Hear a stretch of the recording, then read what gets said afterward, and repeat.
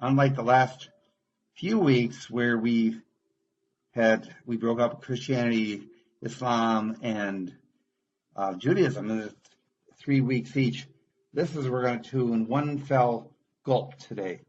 And so there's a lot to cover. So they're talking about the new religious movements. And this is what we're doing about what's going on in the 20th and 21st centuries. And there's just an explosion of new religious movements in the West. In fact, all over the world. So what are some of the characteristics? Some of this is from other sources, so it may not be in your text, but still important. First of all, they tend to arise in the context of a spiritual crisis. Secondly, they tend to be apocalyptic, the end times. It's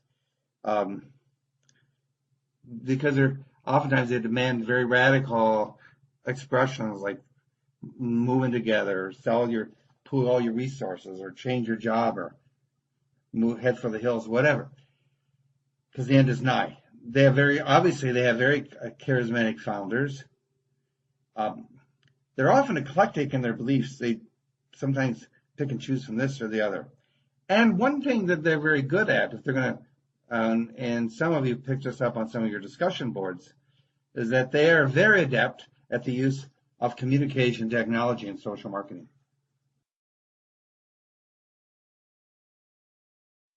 Now, there's been an exponential growth in the 20th century alone. 14,000 new religious communities in the 20th century. And so what were some of the cultural factors that have impacted? And you can see this on page 293 of your textbook. The modernization, globalization, and secularization. Modernization is the movement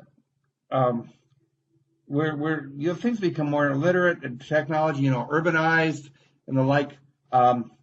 There is traditional religion often has lost some of its influence, and that's something with which we've addressed in your discussion boards. And so people, they'll show that same religious hunger, and they're looking for some new expressions. And so this is, in fact, these new religious leaders, as they say, refer themselves as seekers, if you write the middle of your page there. Globalization is open up to just a current of ideas and cultures back and forth. So, for instance, in the impact of Eastern religions, that might not have happened 100 years ago, but it's happening now. And again, the secularization, which is we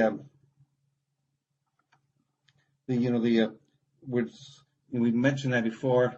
It's the influence of science, materialistic philosophies, and basically, some of this is that you want to escape from that, or how do you take that into account in a religious movement. So those are all set on the table. Basically, the landscape that we have known is no longer, isn't there to the same degree. And that's one of the questions. Remember, especially since Zoroastrianism, how do you relate to, how do you adjust when you have these challenges of modernization and globalization and secularization? Now, religious, there's so many of them that there's different systems of classification. One is J. Gordon Melton's families.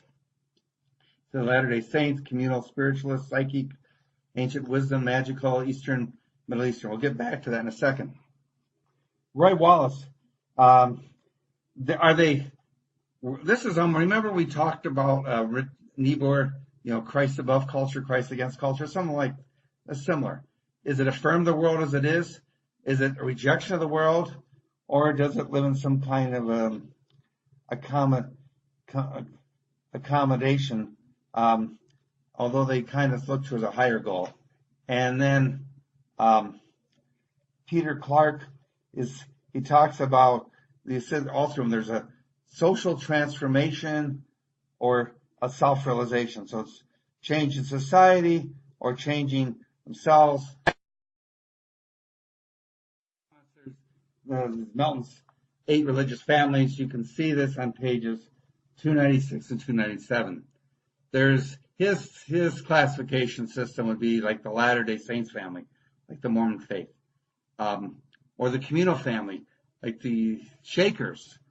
I've got a link. It's not quite the same, but the Fellowship for Intentional Communities, which is still very, very strong and probably even more so right now, equal communities and the like.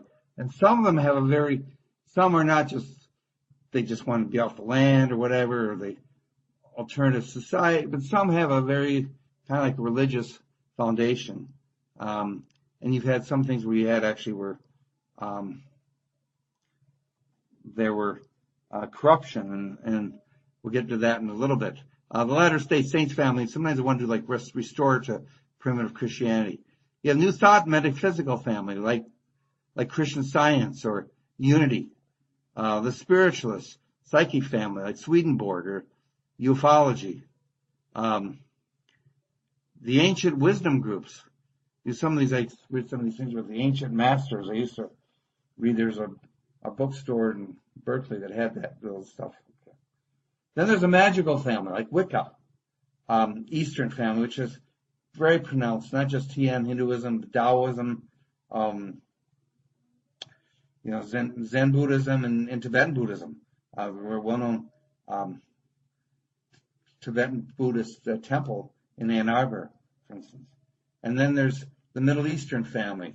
And this would be like looking at mysticism, like in Jewish, we talked about the Kabbalah on this, in Sufi and Islam, mystical schools, and try to do, but maybe go into the mystical part of it, but not necessarily with all the theological or saying I'm Jewish or I'm Muslim, but you could say I'm a Kabbalist or I'm a Sufi.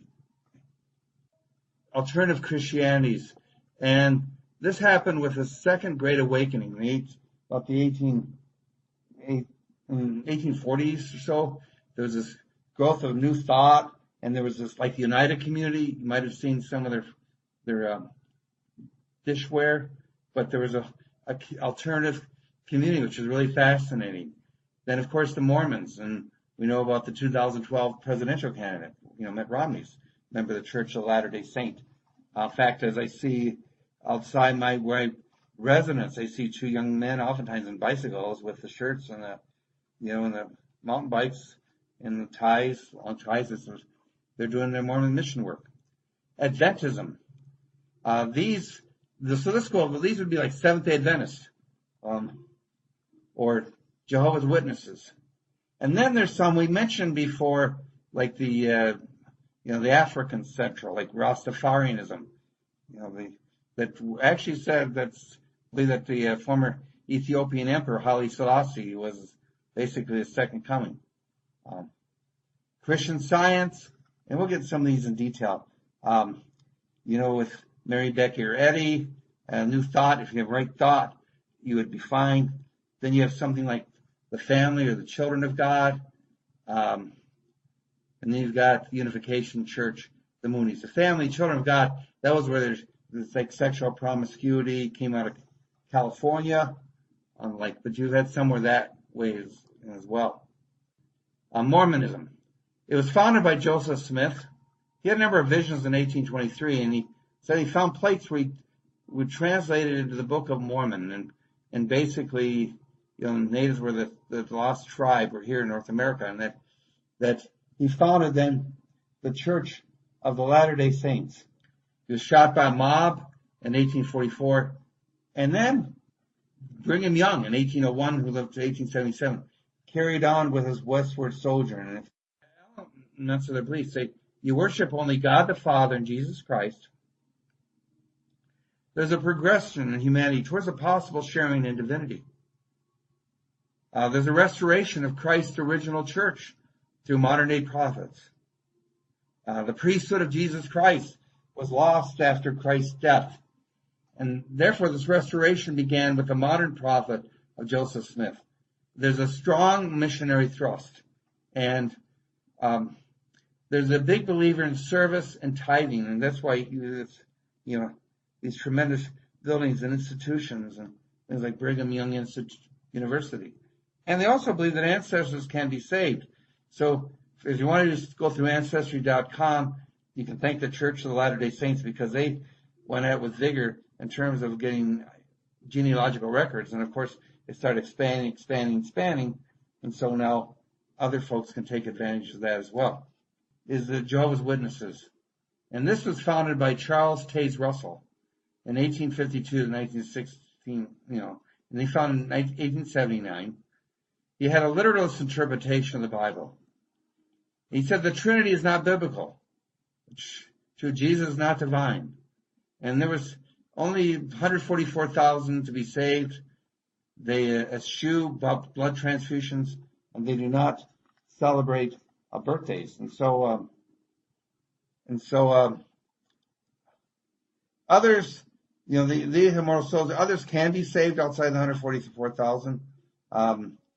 They say obedience to God and faith in the efficacy of Christ's death. But their reward is going to be like not going to escape this planet. It'll be like back to paradise. Okay.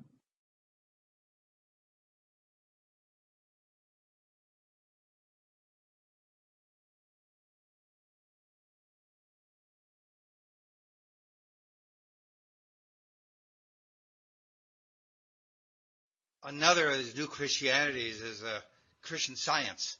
It's founded by Mary Baker Eddy in the latter part of the 19th century, 1879. After reflection of Jesus' healing in the Gospels led to her own healing of paralysis. So sin and material are unreal. It's just kind of harkens back to, I think, almost Gnostic. It's mind over matter, the power of mind. And disease then is a mental concept. And there's suspicion of medical doctors. Now in the service, men and women both lead the Sunday services. And they'll both read from both the Bible and science and health. And you can go to the website. You can see that, www.tfccs.org. I've had someone do a really interesting paper on where they actually interviewed people from Christian Science. Christian Science right now is also, there's someone's doing some research on that out of like we say alternative healings, like things like pulse electromagnetic fields, maybe Reiki or therapeutic touch would be very much have a synergy with Christian Science. And that might be an interesting paper for someone to do at some point. There's Unification Church, and this was founded by Sun Myung Moon, and an Eastern Sunday in 1936. He founded the Holy Spirit Association for the Unification of World Christianity. They call them Moonies. He moved to the United States in 1971. Divine Principles, a major work. So the Unification Church believes that Adam and Eve were created to be the first parents. And again, this is, you look on page 306 and 307. Oh, actually 307 of your text. It addresses some of this. But Eve seduced by the Spirit in a spiritual intercourse, and Adam physical intercourse outside of marriage. So they got kind of like a reset button. So God sends Jesus as a second Adam to marry a second Eve and produce godly offspring. But Christ failed and submitted to the crucifixion. So that only brought partial salvation. And so there is a need for a third Adam, a new Messiah from a new country. And this is where the Reverend Moon comes on. He takes on the role of the third Adam. He and his wife are the parents of humankind. I think I have one of the videos you can check out of a mass, because they do a lot of he did a lot of mass weddings, hundreds of couples all at once. That was a big thing in Unification Church. And the Reverend Moon also, they're the owners, if you ever hear the newspaper, the Washington Times, they've been bought by the Unification Church. So the newspaper is owned by this particular religious group. There's the next section of new religious movements is what is known as the influence of Eastern religious thought, transplanted to the West, Hinduism, Buddhism, and the like.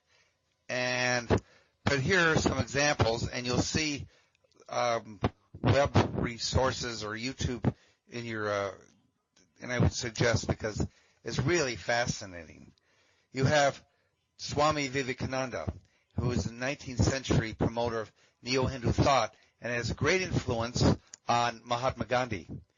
There's a Vivekananda monastery in Fenville, Michigan, right near the very southwest corner, where people can visit and you can find their website. Related, another form of Hinduism is ISKCON, or Krishna consciousness, and Bhaktivedanta and the Hare Krishnas. And again, there's like in the late Middle Ages, there is this movement, but that is ecstatic. I would say Bhakti Yoga, if you take the Eastern religion class.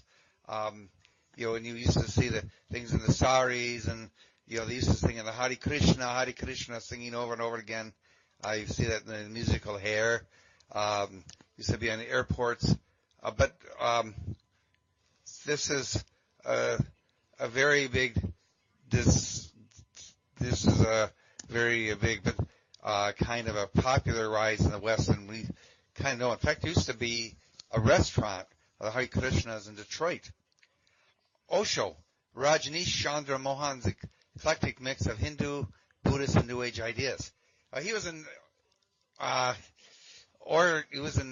Oregon, and Rajneesh, you had a kind of a lot of sexual experience or tantric, but it was not.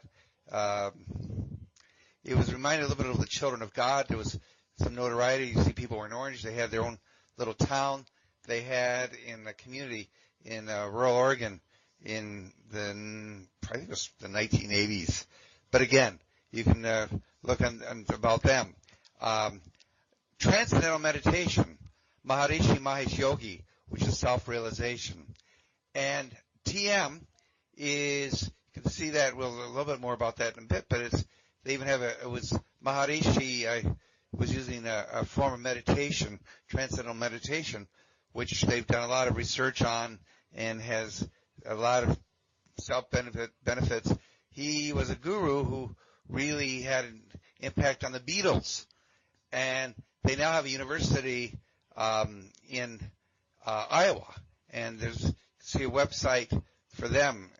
So there's a lot of they're still going very strong, doing a lot in society.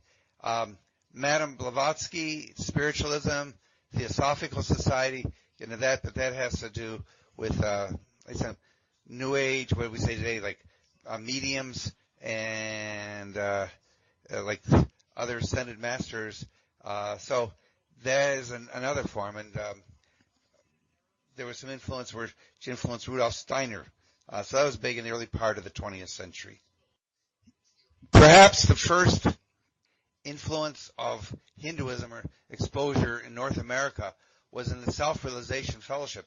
It was founded by Yogananda, who came to America in 1920. And if you look at yoga today, that picture shows him as the the spark that led to very much the popularization of yoga in its many myriad forms today across the United States. But yoga is there's different forms of yoga, but the yoga we know about, Hatha yoga, using physical postures, and we say particular stretchers and poses to move energy, spiritual energy, raise Kundalini. That was under Yogananda. And he taught that Jesus and others were yoga masters. Here's in particular then transcendental meditation, which followed on the heels of Yogananda. And again, I mentioned this on an earlier slide, Maharishi Mahesh Yogi, who lived into the 21st century. He came to America in 1959. Again, he taught transcendental meditation, and I mentioned the Beatles became devotees, and he founded Maharishi International University in Fairfield, Iowa. Now it's called Maharishi University of Management, and again, the website, you can find that at this university, which is still going strong, having big influence today. The another variant of Hinduism in the West is the International Society of Krishna Consciousness. Again, there's the devotees of Hindu Saint Chaitanya. There's videos, his story. They have many avatars in Hinduism, but Krishna is the Supreme Personal Lord. And through chanting the name, it's a bhakti yoga, the name, the soul comes into bliss, and it overcomes its material constraints. Again, I said, you've seen, the Hare Krishna, Krishna Krishna. Keep the name over and over and over again, chanting very much ecstatic prayer. You've probably seen some movies and other places. Again, I want to mention the Vivekananda Monastery in Fenville, Michigan, which is another expression of Hinduism in our country. Now, Buddhist is Zen. There's two types of Buddhism that become popular in the U.S. One was Zen, and this was popularized in this country by Allen Ginsberg and Alan Watts. Allen Ginsberg was a beat poet of the 1950s with Ferlinghetti and others. You sit quietly in long meditation, and they always have these cones, like, the sound of if the tree falls in the forest, does anybody hear it? Or what's the sound of one hand clapping? Say whoosh. But it's an apophatic spirituality in that you're trying to clear everything out, and you just are there in stillness.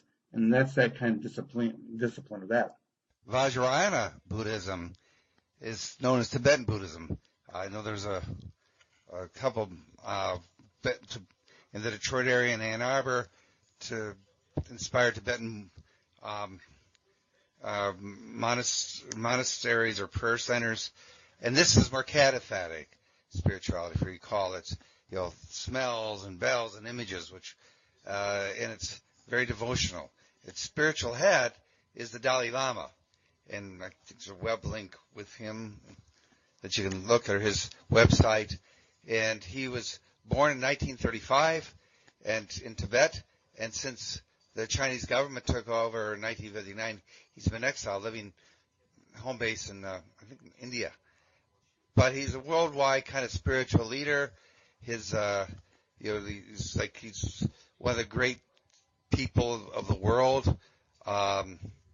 And he's written several books.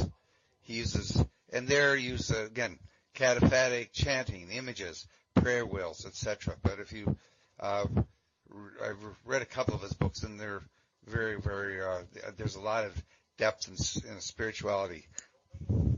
Now, there's universalist religious thought. This is a post-Islamic universalistic monotheism. And you've got some, you have Baha'i, Baha'u'llah, Misra Hassan Ali Nuri, a 19th century Iranian founder of the Baha'i faith, and the social and ethical principles of the Baha'i, which are the unity of God, religion, and humankind, the equality of men and women. Something similar, you can see this in the hyperlink, it comes ostensibly out of Christianity, but not really, more to transcendentalism of the 19th century, Ralph Waldo Emerson's Unitarian Universalism. And so there's a humanist, they have a church, but they don't espouse any particular theistic beliefs. There's a humanist goal of justice and equity for all. So there's kind of inclusive types of faith.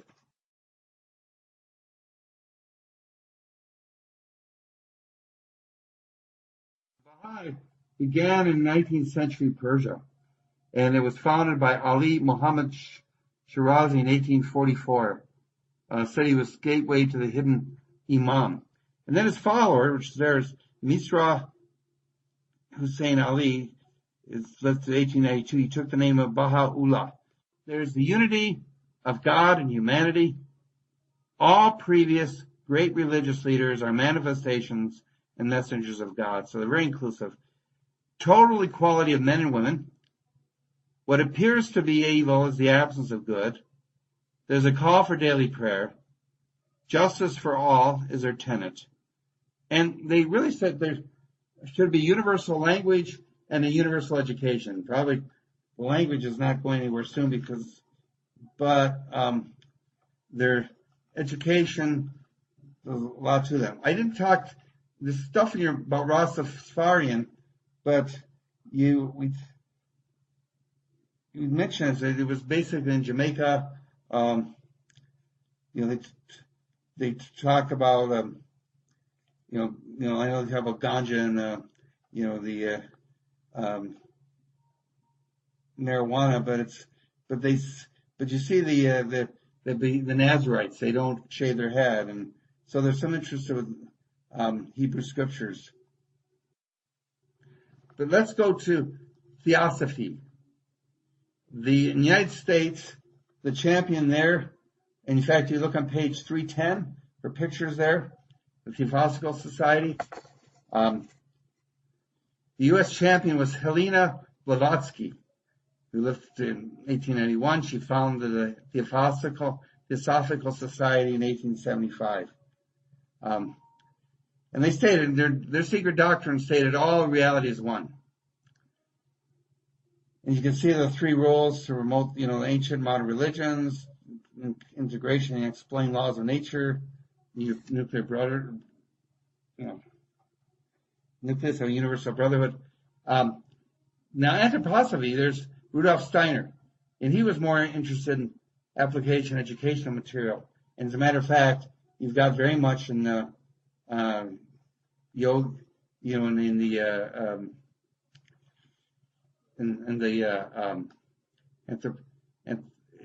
in Steiner schools, and it's got outstanding reputation. And I already mentioned, transcendental meditation. I'm sorry, my slides are a little bit out. I got it from another source, and so a little bit out of source.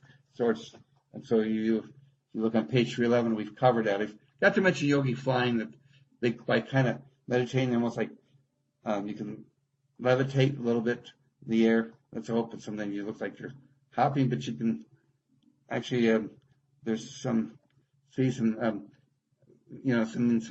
of that. Just want to mention Jiddu Krishnamurti, who was very big in New Age circles, particularly in the 1970s, and more of a humanistic application of, broke off from, in traditionally Hinduism and theosophy. He became more of a humanist, not so much a God-centered, but it was still like a speaker about, the nature of real, not in. One of the most well-known of these new religious movements, very controversial, of course, is Scientology. It is founded by L. Ron Hubbard, and he was a science fiction writer who had a near-death experience. He kicked it off in 1950 with his book Dianetics, and he founded the Church of Scientology in 1954. Among the teaching of Scientology, and there was a part, I guess, one of the South Park cartoons where they did a summary of its core, its teaching, is that all human ills arise from shocks that occur in the womb or earlier. And the result are engrams. And this leads to disorders and unhappiness.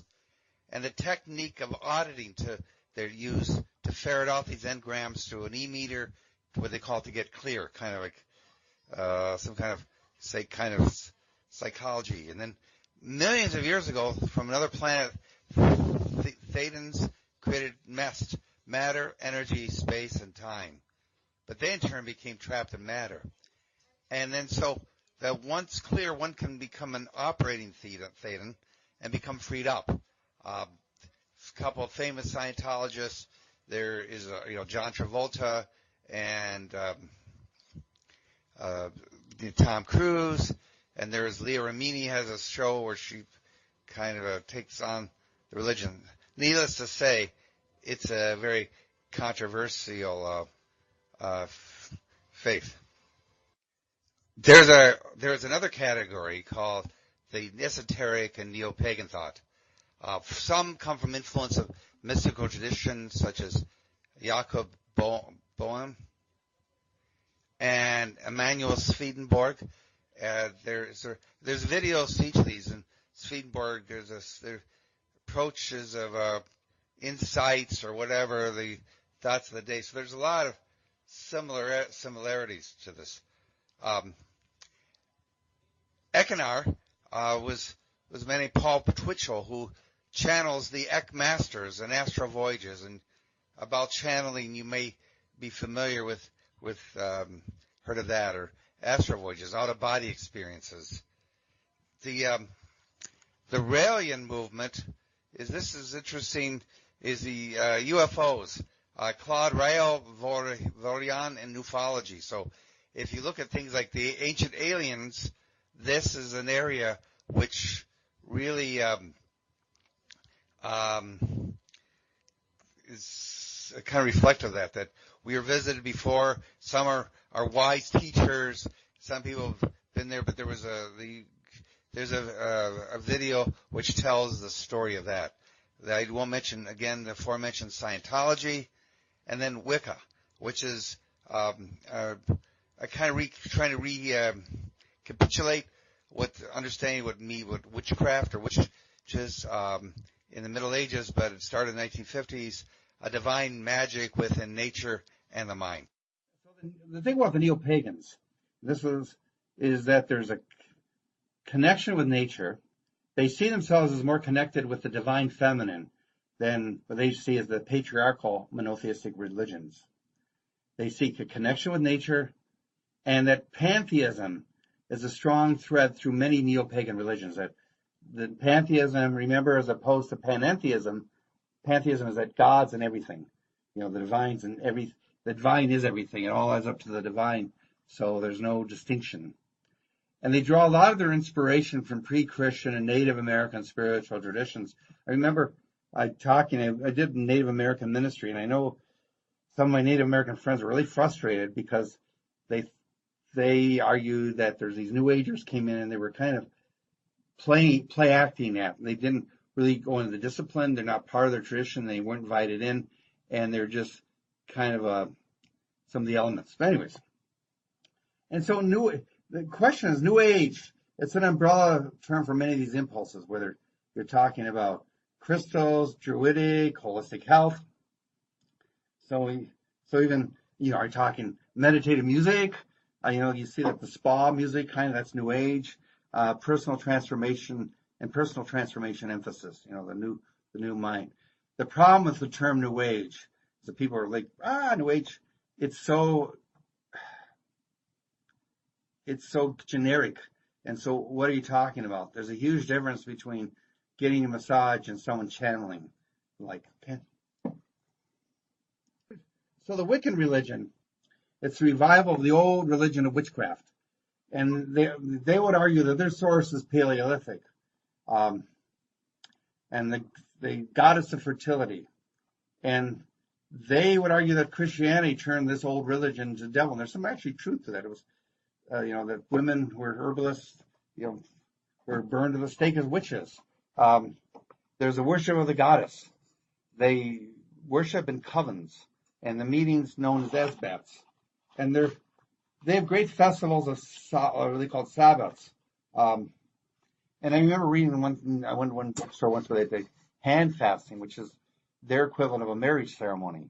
But Halloween, the Celtic New Year, solstices, equinox, etc. So a lot of druidic, ancient Irish influences, and they create their sacred space outside most of the time by casting the circle. And they talked about the British, how basically in the 1950s kind of recreated this, or kind of Wiccan as best they understood it to what they are. And there's they have the Wiccan Rede. I didn't know we'll put that in there, but that's important. The ethical behavior that all, as it harm none, do what you will. So basically, it's a loosey-goosey version of the golden rule. If it doesn't do any harm, then do what you want to do.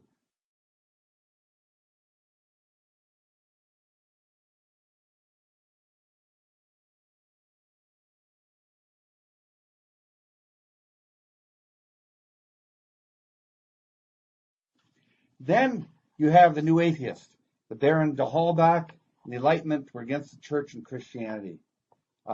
This started some years back. There was also this New Atheism.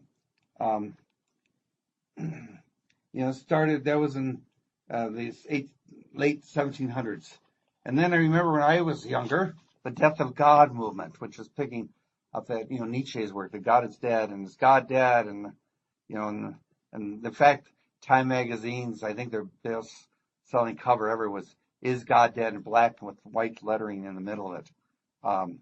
So it was this 1960s rejection of the classical God concept. And then you have this New Atheist, and you can see all books on this now, but led by people like Richard Dawkins, The God Delusion, 2006, a scientific, we call rejection of all supernatural explanations of natural events.